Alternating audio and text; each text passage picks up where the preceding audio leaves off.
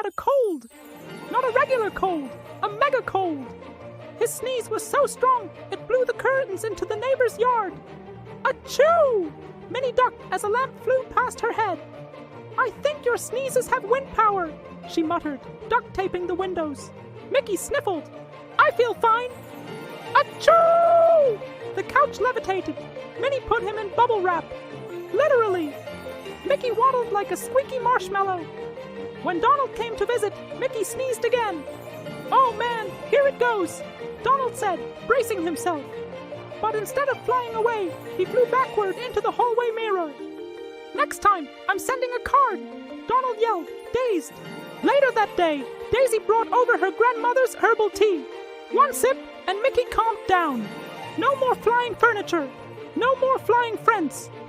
This stuff is like magic, Mickey said, sipping the tea. I don't know about magic, but we do know that germs cause colds, said Daisy. And there are lots of ways to prevent getting sick from germs, like washing your hands, covering your mouth when you cough or sneeze, and most importantly, getting your flu shot. Mickey shuddered. Ugh, getting poked with a needle makes me shaky. It's not my favorite thing. Daisy nodded. Yeah, I get that.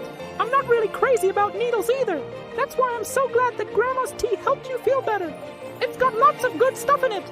Herbs, spices, honey. It's totally natural. After the others left, Mickey poured himself another cup of tea. He needed some quiet time to think.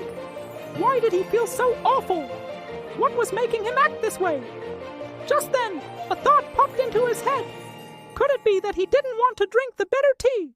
Was that why he was having all these big reactions? Did he just not want to admit that he didn't like the taste?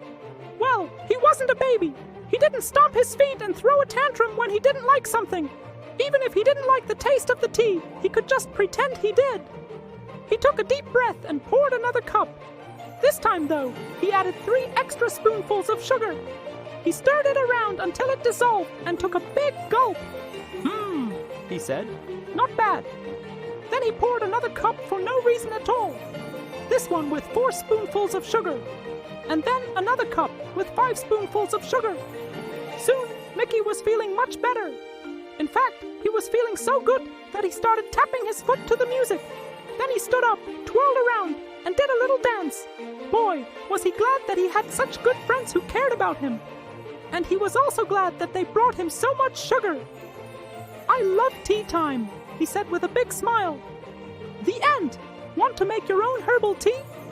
Ask an adult for help and follow these simple steps. Add 1 cup of water to a small saucepan. Add 1 tablespoon of dried herbs or 2 tablespoons of fresh herbs.